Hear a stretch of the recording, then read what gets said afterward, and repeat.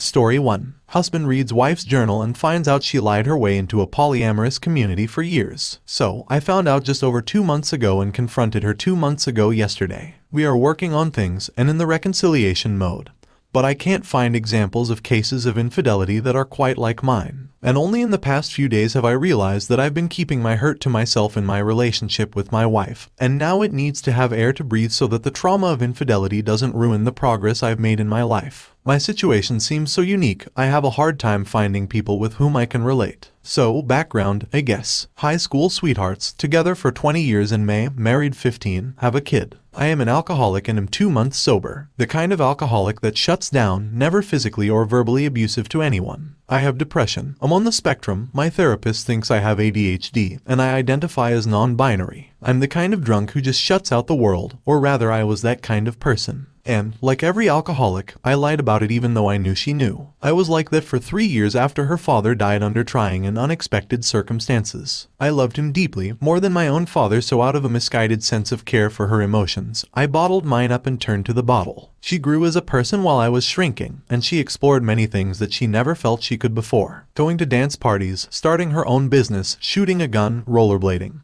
Taking a hallucinogenic, getting a tattoo. She just never thought to do these things, and it's not like I never said she couldn't. I was always enthusiastic about her adventures. She always told me where she was going and with whom, though I didn't ask. But I was proud of her and encouraged her exploration. And I thought things were fine. Lots of intimacy, sex frequency was fine, and the squabbles we had usually were related to housework and expenses. I would have my down moments, verging on incoherence, and she would express that she was frightened for my safety and encouraged me to seek an individual therapist, which I did. Sometime in November, I woke up a little. Probably when she told me she wanted her next adventure to be a 2-month solo backpacking adventure in South America. I was immediately concerned about this because travel had always been our thing and our longest trip ever had been 30 days. And I took a self-inventory, asked some tough questions, and realized that she felt I hadn't been present for her. This was the first time it really hit home, and I created an early sobriety plan. So, I became more engaged with her, more present, had better and deeper conversations, all while I was slowly planning to end my alcohol use. I thought things were going well. We were sharing more things. One day she shared with me a drawing that she made, and it was covered in writing. I started to read it, and she said, "Don't read," and I handed it back. Curious, she left to volunteer, and I of course read it. I wanted to be closer to her, feel closer to her. So, I read it, and found out she considered herself polyamorous, and I had always thought we were monogamous. I read more, this was in her journal, and then I read her private messages and found out quite a bit more. So, she had considered herself poly for 1.5 years before I learned of this. In 2020 she had several romances, almost 10 of them were sexual flirtations online, and a lot of graphic pictures to sort through. But she was telling everyone that she was poly and that I was a closed or don't ask don't tell partner, but that I was ultimately knowing and consenting. I wasn't, I didn't know. So, I joined all sorts of poly groups, learned a bunch, and their words and support helped me for when I was to share my knowledge of this with her. And at that time, she wasn't really poly, because poly is a form of consensual or ethical non-monogamy, and this wasn't that. She was non-monogamous then, she is poly now. I knew that I still loved her and still wanted to be with her, so the conversation that needed to be had was geared in that direction. We had a conversation, everything came out. The lies, how she deceived others and me. How my virtual non-existence and depression made it impossible to tell me without her worrying that I might self-harm. And it all seemed pretty good. A starting point. But that exact day, the day after I quit drinking, my body kind of crashed from alcohol withdrawal,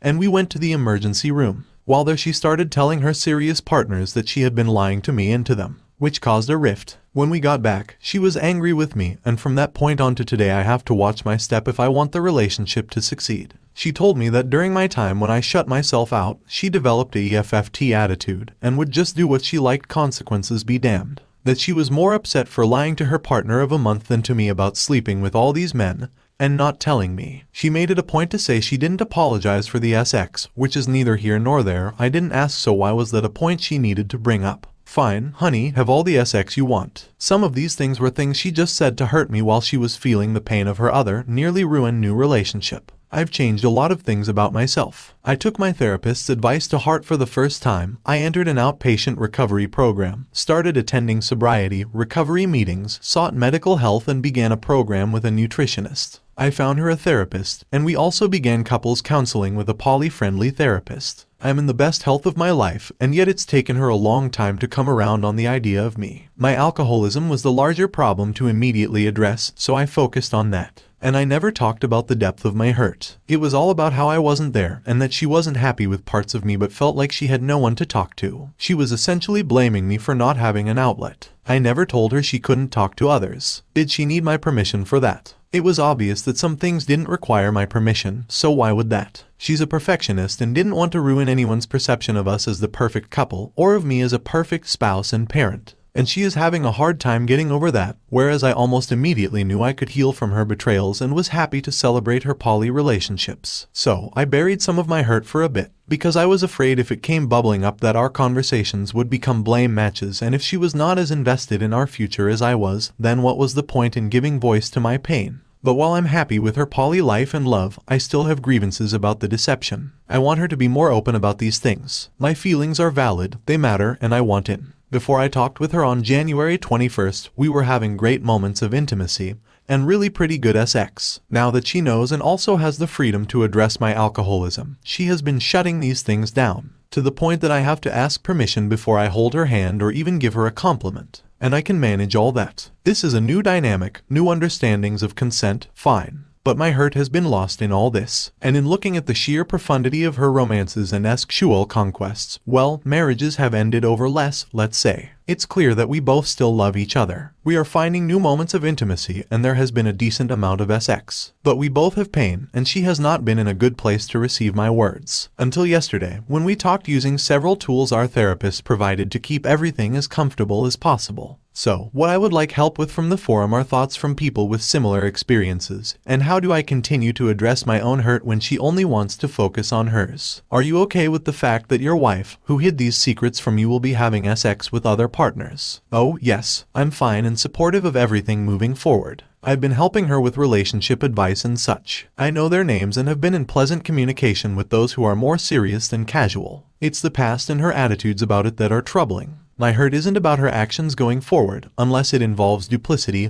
or further omissions. We've had a couple of in-depth conversations about my pain these past couple of days. Our marriage counselor has been helpful with providing tools for constructive conversation. And my other partner has been extremely encouraging, helping to build my initiative and formulate my thoughts as I process my feelings. I'm just going to file some of the posts here that get a little more accusatory than perhaps necessary in the doesn't know the full story section. I mean, it would be far lengthier to tell more of the intricate details of our relationship and my understanding of my wife, so it makes sense for some of you to fill in the blanks. I'll keep what is helpful and discard what is not, and I am thankful for all the feedback I've received. She was in tears for most of the past 2 days, realizing my suffering and understanding how spiteful and cavalier she had been before. She had several waves of realizations yesterday about the depth of my hurt and kept apologizing throughout the day at intervals when it came flooding back. How she wanted to tell me long before she acted. How her not telling me was likely more related to protecting her own image than it was to prevent me from falling into despair and self-harm. Harsh, brutal realizations about her actions. It's just slightly easier for me to get to the point of feeling comfortable with her than it is for her toward me. That's on her, obviously, but I love her and I'm willing to see what affections return or what new ones might blossom. We're not out of the woods or anything, obviously. I've weighed what a divorce could mean, and I'm in the mental place to manage that if necessary. I would prefer not, since I was slightly older than my son when my parents divorced, and it caused me trauma that I have only now begun processing, ultimately leading to my alcoholism. I'd prefer not to have that cycle begin anew. A commenter asked what your wife was seeking in the poly lifestyle. The reason I asked that is because I can't imagine what would be so important, so necessary, for her in that lifestyle, nor for you that pushing pause for a few months would hurt much. She has been telling me for years that no one person can meet all the needs of anybody else. I did not associate this with romance and sex at the time, but in hindsight it makes sense. It's true of friends, hell it's true of eating food. She is seeking connections of any and all types, and where they lead is where they lead. It's how she started her own business with a business partner, how she enlists people for volunteer events, how she makes different kinds of friends. And it's how she sometimes has sex or falls in love with others. She is a person extraordinarily drawn to people. She can fall in love with anyone. My understanding of her boundaries was not her reality, and the problem is that she didn't tell me and lied about her actions for over a year. She has her own therapist right now as well, and she's working through a lot of problems that that led to her not telling me in the first place. She also has relationships at this point that I have no desire for her to put on pause. We are non-hierarchical, but we are nesting partners with familial and financial entanglements. We want to work on our relationship, but we are not ranking our affections on a scale in which it would make sense for me to cut my partner out of my life for 6 months or for her to cut her partners out of her life for 6 months. Perhaps an embargo on seeking new relationships.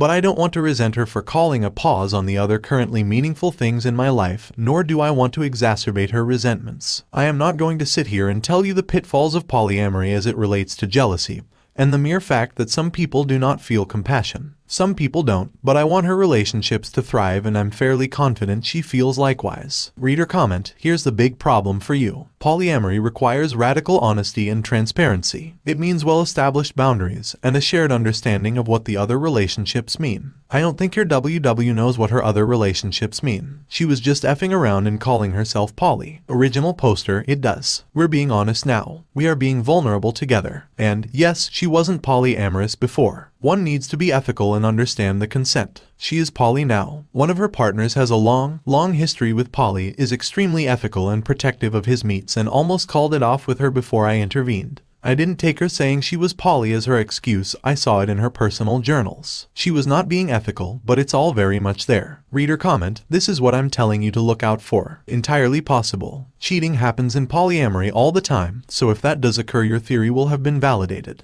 In 20 years together this has been the first time I've known her to lie, and if she needs to cheat in this much more open understanding then it's not about sex or romance, it's about something else entirely. I sense that all is not well in your second relationship. You say your wife seemingly supports it. There is a lack of enthusiasm. All is well, but I'm finding that time management is important. My wife has expressed envy for the attention my new partner is receiving, but supports our relationship and wants to meet her soon. I'm sorry, but what is the point of remaining married? Apparently, I am not cut out for open marriage, but if having partners other than your spouse, why bother getting married or remaining in a marriage? Why divorce just for a paradigm shift in the marriage? When there's a kid involved, when we do still love each other. We probably wouldn't get married if there weren't several entanglements, but being that there are, and being that they aren't bad entanglements, what's the rush to divorce? I wish you well, but I don't think I can offer you any advice that will get through. I seriously doubt anyone here can offer you constructive advice based on the constraints you set yourself. Original poster, I really do see your point. And while I recognize that I am stubborn in many areas, I also recognize that the relative dearth of information I've provided presents my one-sided view and leaves little room for nuance on my part. In talking to my therapist today about some of the points here, she is not in concurrence with many of the views I've seen here. And I really do appreciate what I've read here, even if I ultimately choose not to act upon most of the suggestions. I recognize that some of what comes across to this board as vindictiveness and blaming the victim on the part of my wife is also a very natural part of what spouses feel in recovery. It is simply more layered than usual, because we both have our issues that affected the other. It's common for the spouse of an alcoholic to have these feelings of resentment, even while the newly sober spouse does well in recovery. My concern was the lack of concern she initially espoused at the beginning, which I have now addressed with her. It feels like a place of healing. There is that disparity in how willing she is to get to some levels of intimacy. She slept with close to 10 people, but she has 2 serious partners. A major sacrifice for her would be asking her to pause those 2 relationships. Reader comment, you have come on an infidelity site, not a cuckold site. You are quite satisfied with your wife plowing multiple guys while helping her maneuver through her FB trysts. Do you actually get off on her having sex with other men? If so, there are sites designed for cuckolds. You seem to be happy that she's doing what she's doing cause you're actually helping her. This isn't a poly site, and for that I'm out here. Good luck, dude. This is SHTTY advice. The reason nobody is giving you advice is because you are not listening. She cheated. That is not poly. Go to a poly website and you'll get the same advice. You have decided to not address the cheating by making excuses, blame shifting, and gaslighting.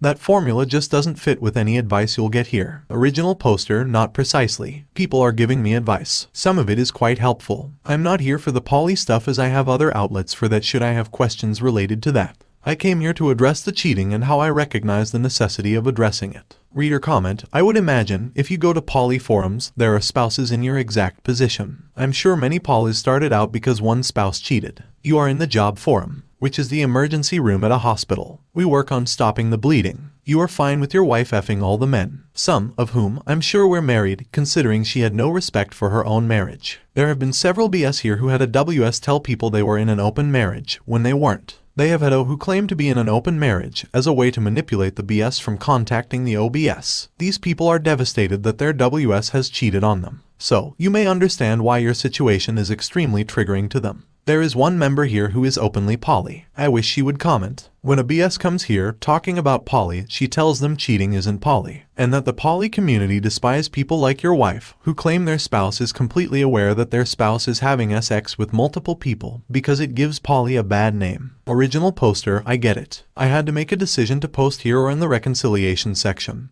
But the pain I have been feeling is pain I had never addressed with anyone until I did so with my wife this weekend. I looked and saw that some others waited the amount of time I had before making a post on the job section. It feels fresh and never had voice. Look, I'm sorry if it's triggering. You think it wasn't for me. I know that a lot of the advice here come from people interested in committed monogamy. That's what I'm personally into. I'm not trying to convince you that committed monogamy is the way to go for you. I haven't talked about my IC sessions much on here, but my therapist is actually a specialist in polyamory and non-monogamy. Some people might find that troubling. In fact, it was something I hesitated about before our first session. But the reality was that he had a lot of great advice on setting boundaries, advocating for my needs, and all the other things that make any relationship healthy and fulfilling. The explicitness and openness necessary for a poly relationship is completely applicable to monogamous relationships. In fact, many people in monogamous relationships don't properly set boundaries with each other because there is a generally shared societal expectation that they haven't critically assessed. It's reasonable to say that I hadn't critically assessed my boundaries prior to one of the needs from all of your partners should be trust. I don't agree at all with premise that this is a box just one of your partners can meet. Since your wife broke your trust, the path to re-establishing it means her fixing being willing to lie to you. To be honest and not just say F it all, I don't care if my husband gets hurt. She should be showing you she cares with her actions. She should be showing you she is honest and open by non-defensively answering any questions you have about what she has lied to you about and why. Essentially, she should admit she has wronged you. She should be giving you reassurances that things won't happen behind your back again. Maybe that's already happening. I don't know. I know that getting past defensiveness was a big hurdle for my wife. Love is not a measure of capacity for pain you are willing to endure for your partner. Original poster, that perspective is helpful. We have couples therapy today, and I think incorporating some of these thoughts in discussion will be useful. I'm not trying to make my life a peep show. I'm trying to address the pain I'm feeling before it becomes unacknowledged psychological trauma. And there are parts of me that people constantly question when it comes to just about any aspect of my life. So, nothing new there. I'll use your advice to do what I've done with other advice, accept it is possible that her actions are going to be ongoing and cyclical things, and that if she's betrayed me and lied to the others, I'm aware of it's possible this all runs deeper. So, I'll keep an eye out, but not take immediate action which assumes this to be true. I know cheating isn't poly, and I know that being poly isn't an inoculation against SHTTY behavior. I'll accept that my story can be triggering, although I didn't come here to do that. It feels a little one-sided when I come here seeking help. And some of those who cannot relate would rather make snide remarks in what is essentially a support group. Opus wondering how many of the assumptions posted here about my wife are universality versus topicality. It all comes from vast experience, but there are a lot of mistaken assumptions that seem to be coming from a place in which most of my actions, understandings are delusional and unhealthy, and that my wife is now an irredeemable predator of sorts. I understand that my mindset can come across in a certain manner which might be perceived as blithe or naive. Well, in a sense that's exactly why I'm here. To know my blind spots, or at least to know they exist as others see them. It is then my work to weigh the information I receive, to determine what is or seems right and go from there. I always knew this would be a difficult sort of board to ask for advice because while there are commonalities in betrayal and infidelity, not every case can be exactly the same. And the spot I'm coming from falls into a minority experience on this board. So, I have to do extra work. The poly boards, recovery support groups, and everything else are not going to give me advice that works without caveats. So, I need more info and advice to weigh. While I am stubborn in many respects, I do not seek advice with a mindset of premeditated intransigence. Just know that not all advice is going to seem useful to me, though I read and weigh all of it. The advice I'm receiving from all areas is often wildly different, based in a particular focus and understanding, and it is impossible for me to consider all of any of it helpful. Story 2. She is acting like I should be her best friend after she broke my heart. Original poster, hey everyone. I had this forum recommended by someone on Reddit who advised me to tell my story here, so here we go. Almost 12 weeks ago my fiancée, who I've been with for over 6 years, broke up with me via a letter. A few days before this she had a big talk with me about problems she had with me, but they all seemed like really small issues that could easily be solved. Nothing worth tearing a family apart over. After the talk, she spent the day at her mom's but ended up coming home the same night. She told me we were okay and she still wanted to marry me. Obviously, this wasn't true because a week or so later she left me the letter. Fast forward a few weeks later, I've done all the dumb stuff I shouldn't have. Begged, pleaded, apologized. About 4 weeks into the breakup, I found out she'd been emotionally cheating on me with a friend on Facebook. We had a huge argument. She denied that she cheated because they've never been psychically involved. She even said she felt crazy for having feelings for someone she's only spoken to on Facebook. She said that's why she's constantly deleting Facebook all the time. I gave her a chance to stop the affair and work stuff out, but she told me I don't want or deserve your forgiveness. I've been trying to do the best version of NC since, but it's hard when we have a child together. A couple of weeks ago we had a birthday party for our son. At the party she asked why I'm being so cold with her, acting like I should be her best friend after she'd broke my heart. At the party so also told me she still didn't know if she'd made the right decision. She also said we a lot. Do we have this? Do we have that? As if we were still a couple. The day after the party, she introduced our son to her AP and his son. They've only been seeing each other 5 weeks. I was obviously furious. The thing is, she tried to hide it from me by parking her car slightly further away like I wouldn't notice. A week after that we had another text argument when I refused to send her mobile data through my family plan phone contact. She called me petty and pathetic because I wouldn't give her something that she no right to. This guy she's with is a totally bum. He has no job, a crappy little flat, and from what I've heard from a few people, very bad anger problems. So being left for someone like that had definitely knocked my self-worth down a bit. I'd appreciate any advice or support I can get. Thanks. Oh, trust me I did. I'm still in our house. She's at her mom's new boyfriend when she doesn't have our son. I was, still am, but she shows no signs of wanting to. She strung me along with the whole we might get back together. But I think she just wanted me as a plan B, which is why I think she never told me about the cheating. I see no new developments or anything, but I'm not doing good. I still want her back. I definitely think the E was going on for longer than I originally thought after some reflection. I wish I could turn off my feelings for her. It's hard wanting to give someone a chance who doesn't want it. I can't see how R can happen either because she doesn't want it. I'm just having a hard time letting go and realizing she isn't the person I thought she was for 6+ years. I have been ignoring her for a good few weeks now. I don't respond to any texts that aren't to do with childcare. I don't even speak to her when she picks our son up. I'm doing what I can to complete